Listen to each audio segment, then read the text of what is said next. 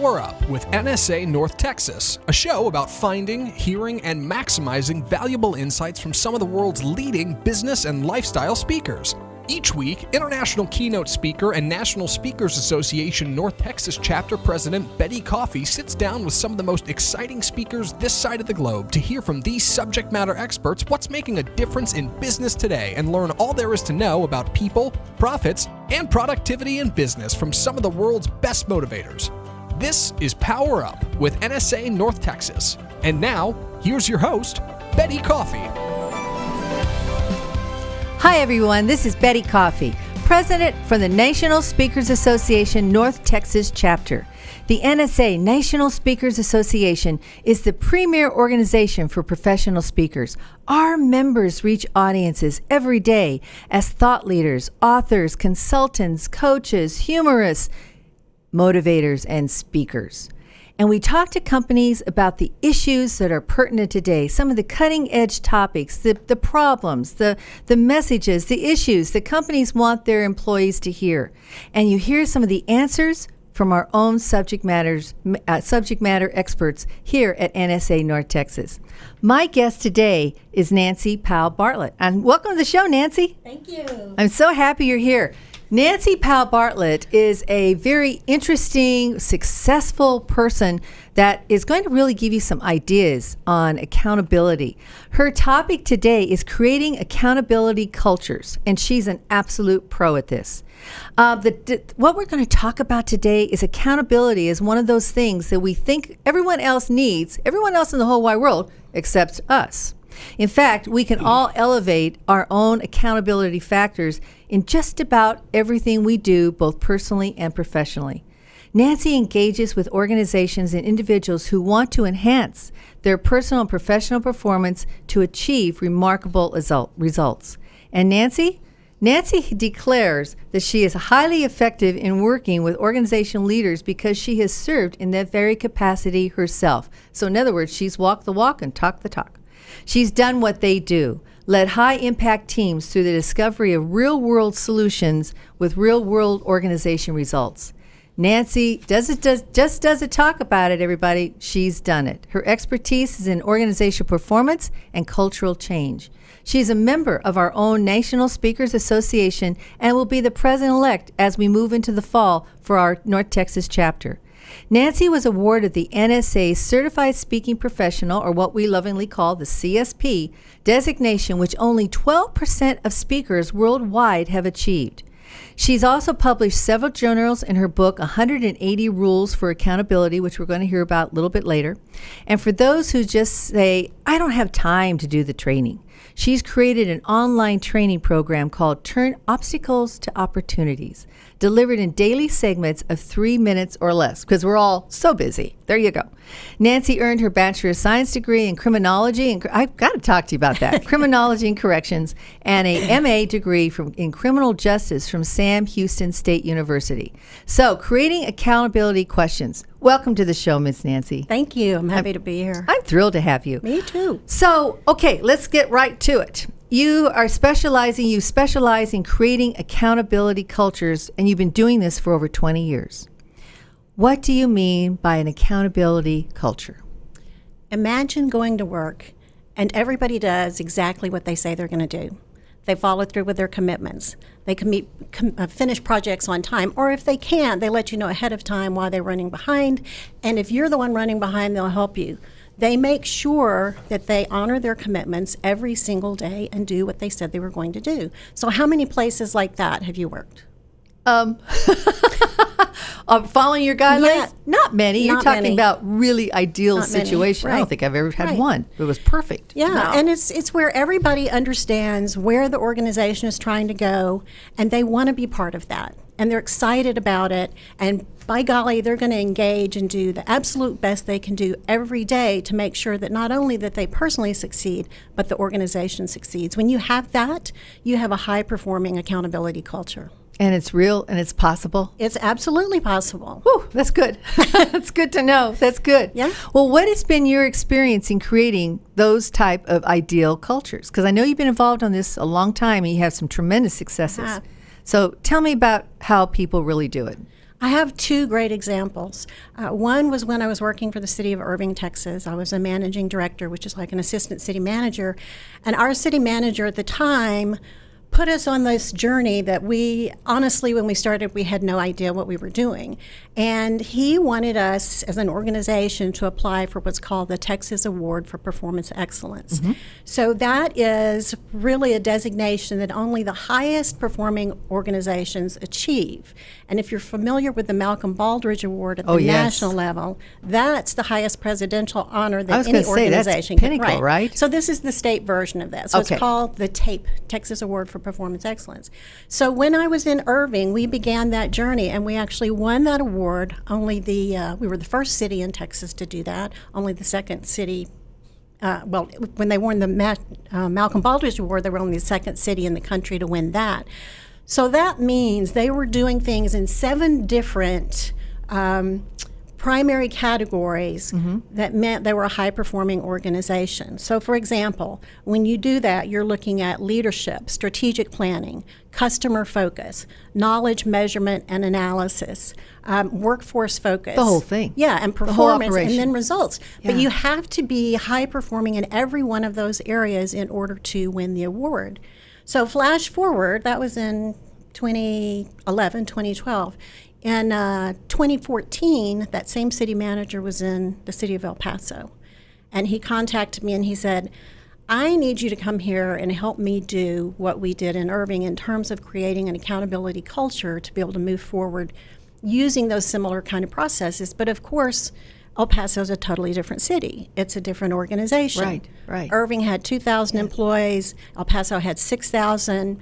They couldn't be more dramatically different in terms of what they look like and how they operate. And I'm very excited to say that I found out yesterday that the city of El Paso has just won the TAPE Award, and they're the largest city in the state of Texas to have ever won it. So it's very exciting. That's very exciting. And it's a real success story. Yes. So being part of that. They did it. So you have to look at those 7 areas that I talked about and really work your way through that in order to become a really high-performing culture. I love that idea. So it can be hit. That mark can be hit. Those standards can be accelerated. I would think most leaders in business today and organizations intentionally go about creating, or they think they're creating, those accountability cultures. I mean, they've got the best. They've got the best intentions, but are all leaders really focused on accountability? It's sometimes easy to get away from that, isn't it? It's very easy. And what happens often is that when you don't specifically drive and create the culture, it creates itself. And that's not a good thing. Because if you haven't really formed and shaped that culture, it's going to be very difficult to get where you want to go. But it's not impossible to change a culture. I saw a study sometime back that looked at 600,000 managers in North America. Most of them were in the U.S., some in Canada. And they asked them a lot of questions about work and how they approach things. And there were a few questions that really popped out at me in terms of accountability. One of the questions asked them, how many of you actually show up to work every day and, give it your all? You dedicate yourself to getting the job done.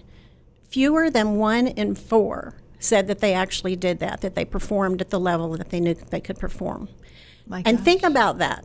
Those people supervise other people. Yes. So if that's their attitude, if they're just kind of barely showing up, they're supposed to be the examples. Yes. What's the example? Yeah. What happens to everybody else? So then some of the others were, do you do any more than just show up for a paycheck? In essence, you come to work at 8, you leave at 5, you don't do anything bad, but you don't do anything to really bump up the performance of not only yourself and your team, but the organization. And only 50% said that they did that. So that makes me think about where is the accountability, not only with those people, but what about the people above them? Why do you have such a large number of people in the organizations not understanding, not being engaged in, not appreciating what the organization's about? Because if the organization is a great organization and you're part of it, that's exciting. That's right. But it doesn't get there on its own. It takes everybody who works there to be working every day to keep raising the bar higher and higher. In other words, in fact, when I've heard you speak before, you've talked about it starts with yourself. Oh, absolutely. It starts with yourself. It starts with you. So if I'm going to hold you accountable. You and I are working together. I'm going to say, Betty, right? Yeah. That I have no credibility with you if you don't see that I, as you said earlier, walk the talk. That every day I'm doing what I said I was going to do. I don't say one thing and do something else. I don't make you be accountable for something, but it doesn't apply to me. Okay, that doesn't work. And we see that too often in organizations. So if you want an accountability culture in organization, you definitely have to start with yourself. That's great. I love that. I love that. So I also understand that communication is absolutely key. I mean, nothing gets done in leadership accountability without a good, strong communication. What makes a person, in your experience, a good communicator?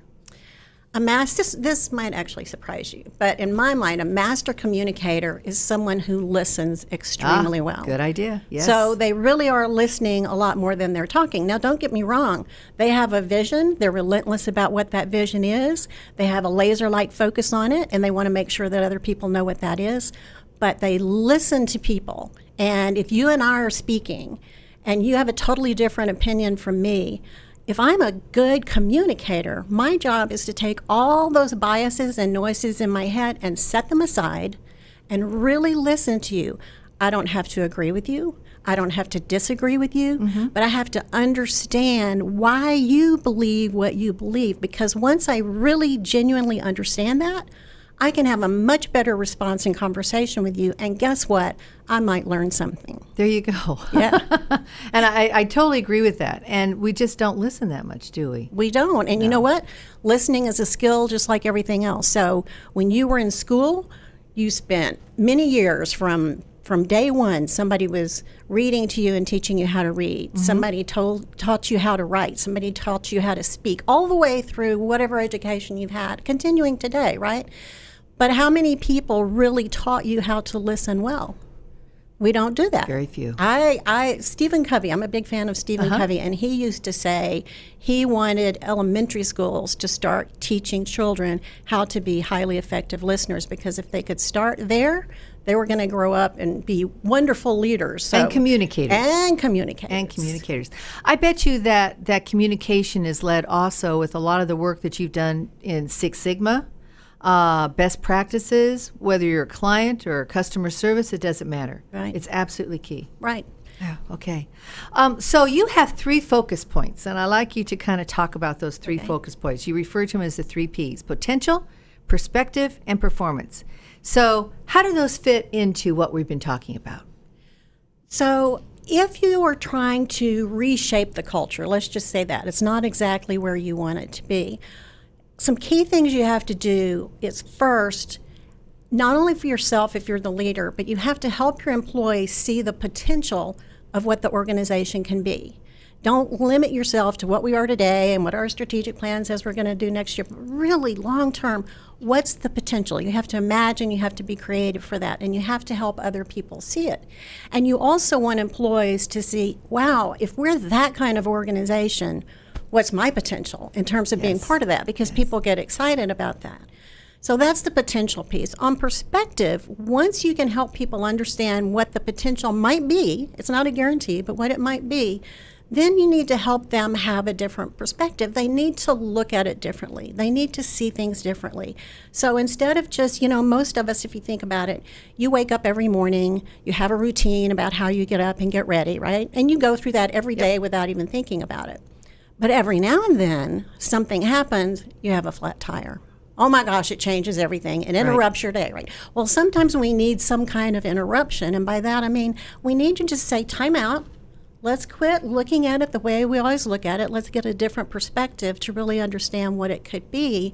And then the key part in changing a culture is to give people an experience. So if I'm a leader, I can't just say, hey, this is the way we're going. That's it, my way or the highway. Although I have worked for people like that before. This is true. And it wasn't very effective. They're out there. That's right. But I can't say that. I need to give you an experience so you find out for yourself, oh my gosh, look what this could all be about. Yes. And I don't have to agree with you yet as my leader, but that just means now I'm more open because you do listen to me. I do believe you have my best interest at heart, even if we don't agree all the time. And if I at least believe you have my best interest at heart, I'm much likely to follow you, even if we aren't in 100% agreement. Makes total sense. I got a question, because as I'm sitting here listening to you, you know, a leader is saying, oh my gosh, there's so much to changing this culture, and we have to improve the culture within this organization. From your experience, how long does it really take to change, to see a change in a business culture, to make that change in culture? How long does it actually really take on an average? I know it depends upon the size and what you're taking on, the objectives of the culture that you want to change, but on an average. Most of the research would tell you it's around 7 or 8 years if you're lucky, because to really think about it, changing everything wholesale. Yes.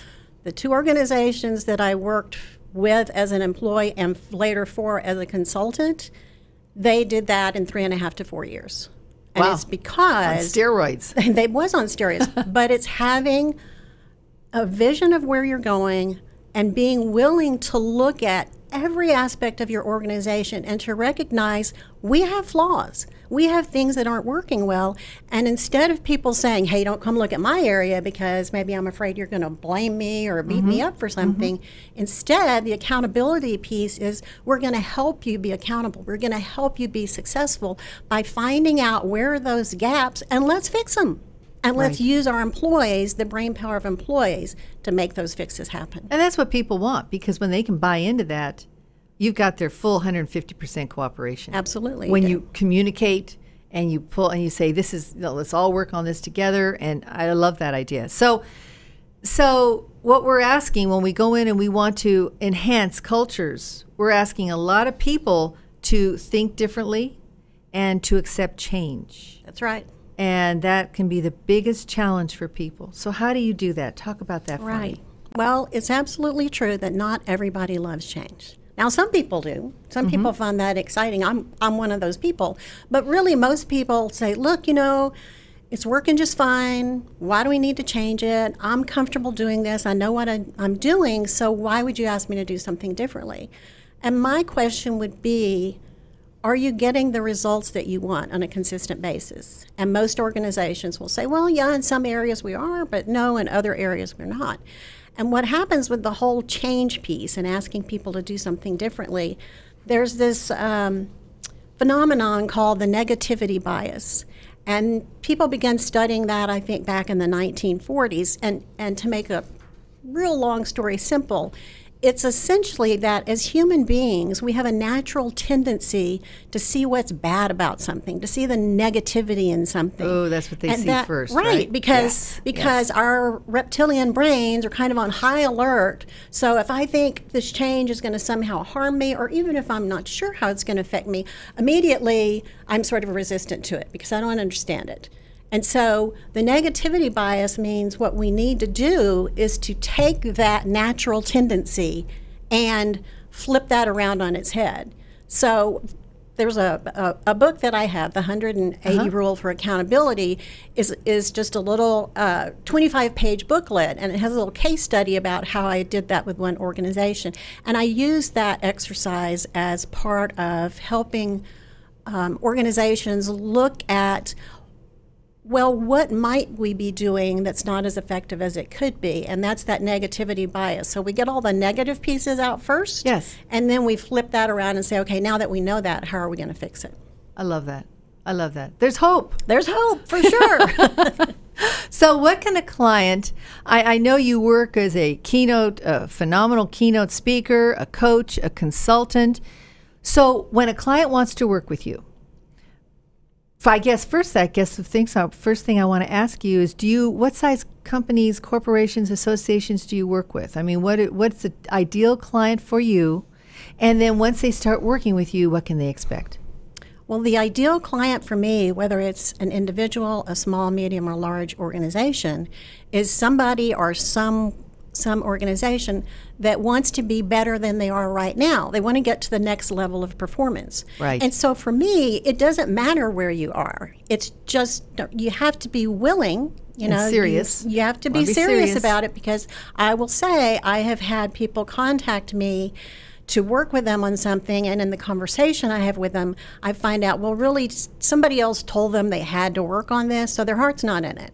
And they just want to check the box off to say they did it. So I have actually politely declined some engagements because that's not really where they were. It's not what they wanted to do. But if you are a person or organization that actually wants to move forward, then what I do is come in first, ask you a lot of questions, because I want to make sure that we're a good match with each other. Back to communication. Yes, ma'am. Yes. And I want to make sure that what they think they want me to do for them and with them is the right thing to do. Because sometimes in those conversations, I find out that what they wanted to hire me for really turns into something else that I can do for them. And so, and maybe it's a combination of things. Maybe it's a combination of you come in and you speak to their organization first on a topic, and then, which is what I really like to do, be able to dig deeper. So then to continue that relationship with the organization and maybe do trainings, coaching, strategic planning, visioning, whatever those things are, to then help them really zero in and focus, because it doesn't come from one wonderful keynote speech. No. It doesn't come from 1 or 2 or 3 training classes. It's looking at the whole organization and what does that organization need in order to move where it wants to go. And I bet being the professional that you are, you customize your programs. Oh, absolutely. So they're totally customized to your client, to their needs, to what they want to accomplish. It's customized. Right. Nothing's cookie cutter. No, and so the examples of the 2 cities I mentioned, Irving and El Paso, while we wanted to do similar kinds of things because we knew we had a roadmap that can help improve the organization. But it looked different in both organizations because you have to adjust to where are they now, where do they want to go, what are their strengths right now, and what are their gaps. And it was different in both cities, and it's different in every organization. Right. So while all organizations do have their own unique aspect to them, and they do, right? And everybody likes to think, well, we need so-and-so because only they know who we are, right? But the truth is, if you look at organizations, they all have similar issues, and they run in similar formats. They're doing different things. But my dad told me a long time ago, he said, management is management is management.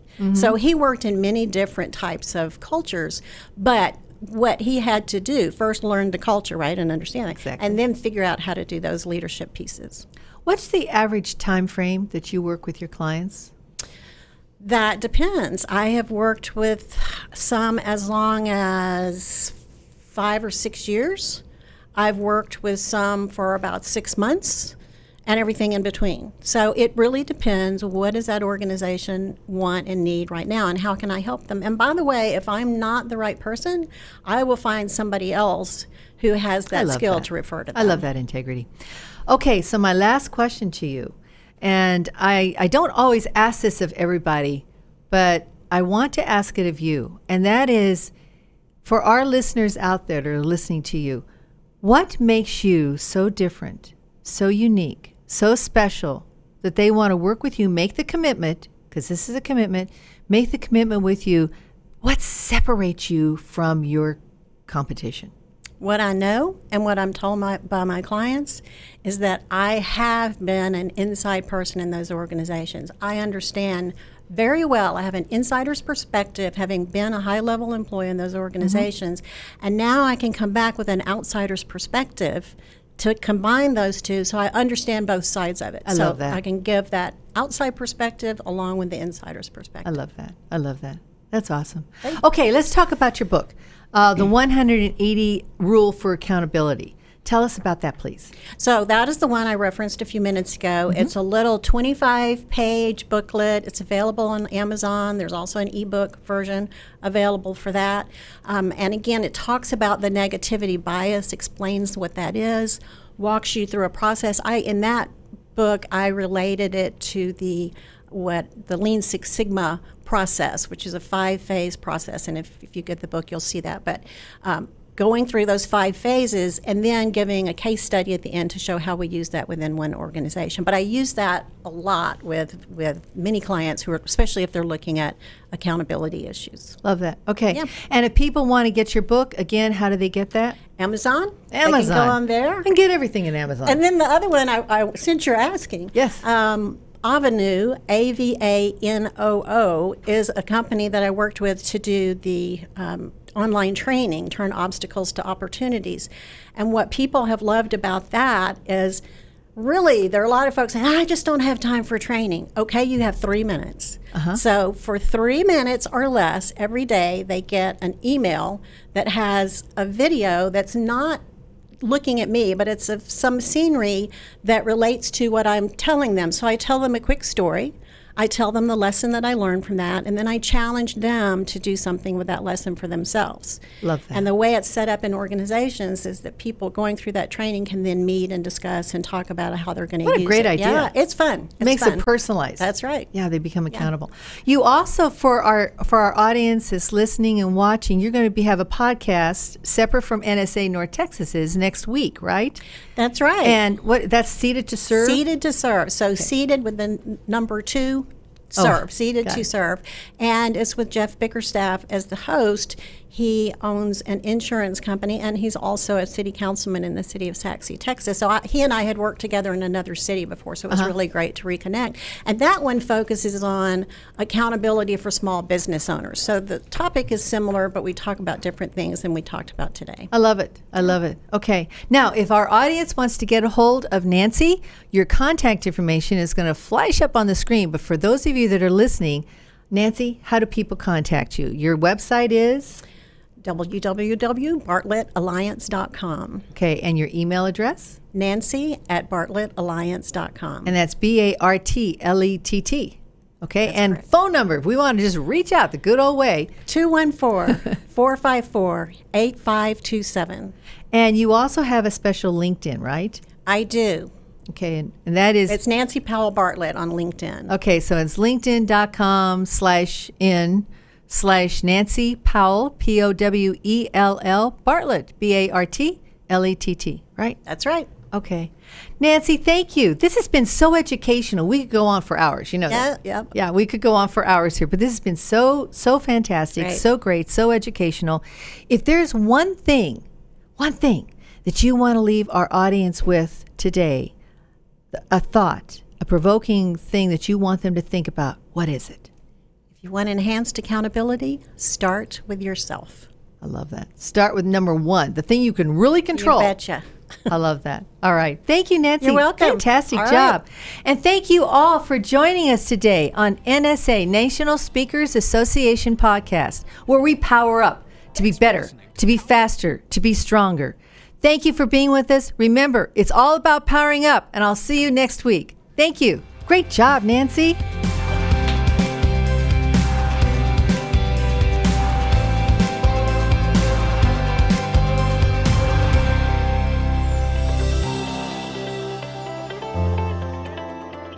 Thanks for listening to Power Up with NSA North Texas. To find out more about today's guest or NSA North Texas, visit www.speaker.org. To find out more about Power Up, visit our Facebook page at www.facebook.com/groups/NSA North Texas. And to find out more about Betty, visit www.bettycoffeepresents.com.